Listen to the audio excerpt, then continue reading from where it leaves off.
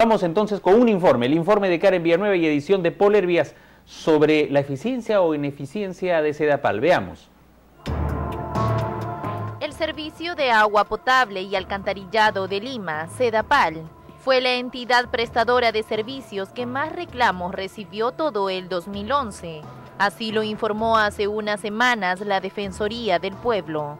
Las protestas en su mayoría son siempre por cobros excesivos de consumo, negativa o demora para reparar fallas e interrupción arbitraria o injustificada del servicio. Y es que basta ver las enormes colas que se forman en las oficinas filiales para darnos cuenta de la ineficiencia de la que los pobladores se quejan. No es extraño ver una casa donde no hay fuga de agua, en las que viven pocas personas, o quizás una casa inhabilitada y sin consumo. Sin embargo, en el recibo de agua la cuenta llega a más de lo esperado. Hace décadas que cerca del 40% del agua se pierde, sin que Sedapal haga algo al respecto, porque es su responsabilidad. Este desperdicio no es cuestión de los usuarios, sino de la empresa. Por otro lado, existen cuestionamientos respecto a la calidad del agua. ¿Es verdaderamente potable el agua que tomamos? El Ministerio de Salud, municipalidades y Sedapal deben asegurar que el líquido elemento sea de primera calidad. Del mismo modo, ¿quién nos asegura que no se está vertiendo aguas residuales al mar? ¿Quién garantiza que las playas de Chorrillos, Barranco y Miraflores no reciben aguas servidas desde las tuberías de alcantarillado? Los funcionarios del sector vivienda tienen que responder a las demandas de la población. Bien, señoras y señores, de gobierno a gobierno puede haber préstamos para hacer la planta de tratamiento de La Chira, para muchos proyectos, porque hay largos años para pagar, hay un interés bajo. En cambio, si se hacen con privados, lógicamente los costos son mayores y nos trasladan a nosotros, los usuarios, en el recibo de agua, este tipo de pagos. José, tenemos a Paul Maquet y vamos a darle el saludo en esta noche para que nos ayude a analizar este tema junto al público televidente. Paul, ¿cómo estás?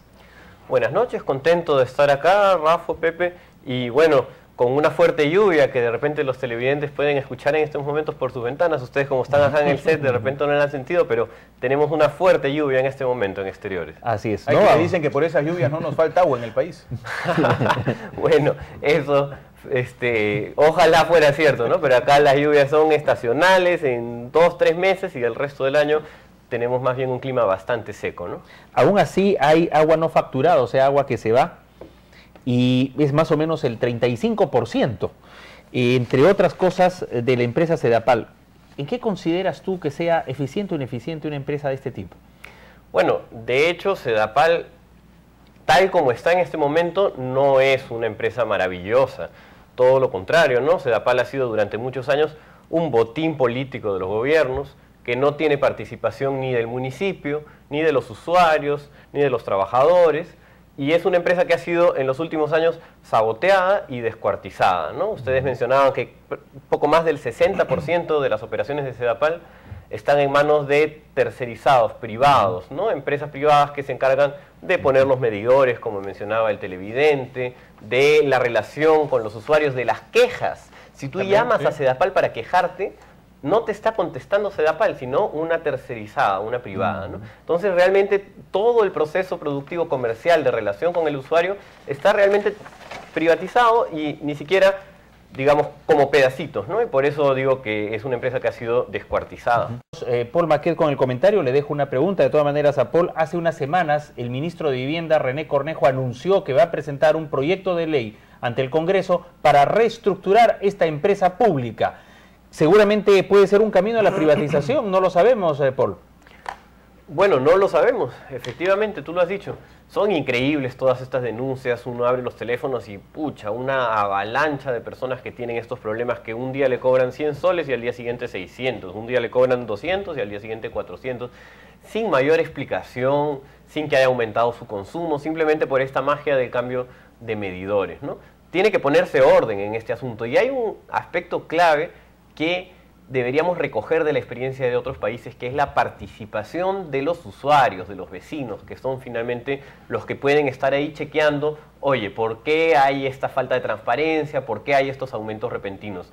Aquí realmente, yo repito, Sedapal ha sido un botín político de los gobiernos y no participan ni los usuarios ni la Municipalidad de Lima. Es increíble. En el resto de ciudades del país, ¿no es cierto?, las empresas de agua son municipales.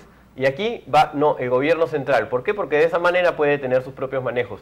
Cuando el municipio es una entidad que está más cercana a la problemática del vecino. José, en un periódico, Perú 21 tenía que ser, ayer lo comentamos, don Fris Dubois, que de business se ha pasado al periodismo, entonces ha confundido la cuestión, el oficio de ser periodista con los negocios. Y en ese periódico hace unos días leí un comentario en el que se decía que el presidente de Apoyo Consultoría, Gianfranco Castañola, ha considerado que para garantizar la cobertura y la calidad del servicio de Sedapal se necesitan ya operadores calificados. O sea, ideológicamente ya se está vendiendo la idea de privatizar. Sí, hace tiempo están vendiendo la idea de privatizar, ¿no? No les interesa en realidad, quienes están pensando en esto les interesa muy poco el servicio responsable que puede no brindarse para el ciudadano peruano, ¿no es cierto? Esta es una empresa, yo reitero la frase, es una empresa estratégica que debe cuidarse. Ahora hay algo acá que es claro, ¿no? Nosotros tenemos que ponernos en los pantalones del público, de aquellos que necesitan, de aquellos que padecen de este tipo de cosas. Uno recibe llega a su casa un recibo de 400 y tanto, 300 y tanto, uno no se explica el por qué, y cuando deja un día de trabajar para acudir a reclamar, porque en realidad deja un día de trabajar y ya se lo están descontando porque no se lo perdonan, ¿no es cierto?, va a hacer su reclamo correspondiente y cuando llega, en realidad lo único que dice el señor, igual tiene usted que pagar, pague nomás. Después de pagar, ya vamos a decirle nosotros cuál es la respuesta. Entonces, lo único que ocasionan con esto es que los problemas crezcan y crezcan para el usuario, ¿no?, para el público usuario, que al final se ve desesperado y no sabe a dónde llegar con su reclamo. Que es la lógica, perdón, que se ha instaurado en el servicio de electricidad, en el servicio de teléfonos, en los bancos, en todo. La lógica es, no, pague primero y reclame después. Paul, ¿cuáles serían las razones para no privatizar Sedapal?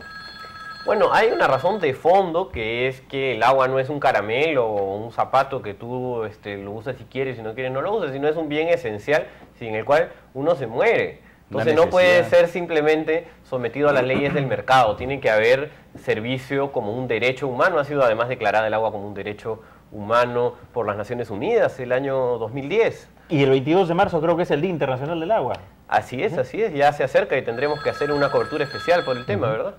Así es, y desde aquí vamos a ir dejando ya sentada una pregunta para nuestro invitado, productor periodístico Paul Maquet. Si hay tanto dinero en el Estado, se dan el lujo, por ejemplo, en el Estado de no recibir lo que deben empresas de agua, equipos de fútbol, todo, ¿por qué no se le ayuda a una empresa pública, una empresa estatal como Sedapal económicamente para su viabilidad financiera? Y lo digo porque el público está llamando, me informan por interno, sobre el dato que di de 150 familias que van a financiar a aquellas otras más pobres que no pueden pagar el agua.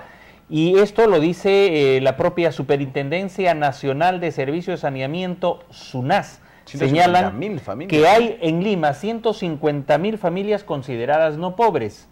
Ese grupo que consume menos agua, pero que tiene más ingresos económicos al mes, pagará una mayor tarifa por el servicio con el fin de subsidiar a los hogares con ingresos bajos, es lo que se ha indicado. Bueno, Rafael, con respecto a lo que mencionabas, no solamente es notable cómo no se ayuda a Sedapal, sino al contrario, se sabotea a esta empresa pública, ¿no? Como recordamos, durante la gestión de Pedro Pablo Kuczynski, de PPK, como ministro de Economía y como primer ministro, él bloqueó un préstamo blando que el gobierno de Japón le iba a dar a la empresa para realizar el trasvase de Huascacocha, el proyecto Marca 2, que hubiera solucionado una serie de problemas de abastecimiento de agua en Lima que en este momento ya estamos empezando a sufrir. Y bueno, todo esto, ¿por qué?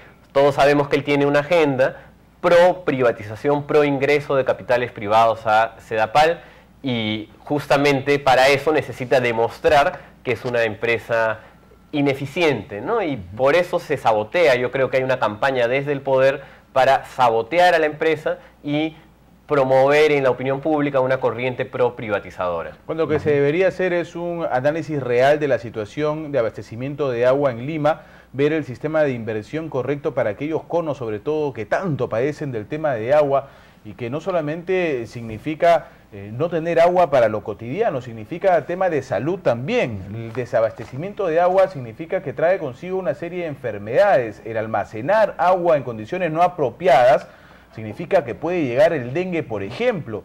El desaseo por lo caro que es el agua cuando llega en estos cisternas trae una gran cantidad de problemas. Eso es lo que se debería ver, una proyección para el gasto público en el tema de servicios de agua. ¿Paul tiene algo que contar? Sí, bueno, antes de entrar al programa yo le pedí a unos amigos del Sindicato de Trabajadores de Sedapal, Sutesal y de la FENTAP que me faciliten alguna información justamente sobre este tema de la privatización que está, bueno, discutiéndose. Y ellos me entregaron algunos datos internacionales interesantes, ¿no? En Chile, por ejemplo, donde en Santiago se ha privatizado el servicio de agua, se pierde el 44% del agua potable en el servicio. Es más de lo que se pierde en el servicio de Sedapal, y más aún, aquí cuando se pierde el agua en el traslado del recurso, no lo pagamos los usuarios.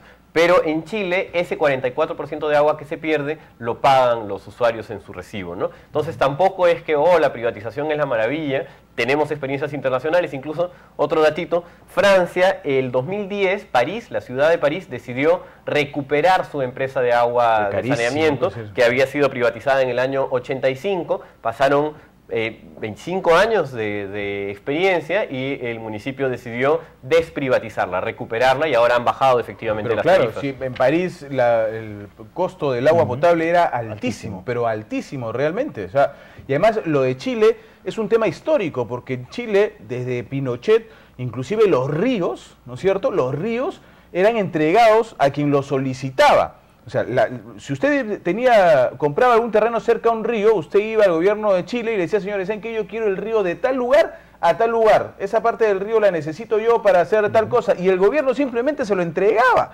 O sea, es algo realmente espectacular entregar ríos en Chile. Y en Bolivia, cuando se intentó privatizar el agua, esto también es insólito, había un artículo del contrato con la empresa privada de Cochabamba que prohibía que la gente acopie agua de la lluvia. Porque también el agua de la lluvia era propiedad de la empresa. Una cosa alucinante. Siendo el agua un derecho de todos. Amigos televidentes, ingrese con sus llamadas. No sé, de repente es suspicacia, de repente falta credibilidad entre muchos actores, pero cada vez que sube el agua, por ahí aparece un operativo de Sedapal y dicen, hemos descubierto una tubería clandestina cerca al Jockey Plaza, y sale la foto, sale todo, justo cuando se da estas ocasiones. Ojalá nos equivoquemos de que no haya nada detrás de ello. Puede haber 100 conexiones clandestinas, pero solo cuando va a subir el agua aparecen con sus máquinas para descubrirlas. Buenas noches.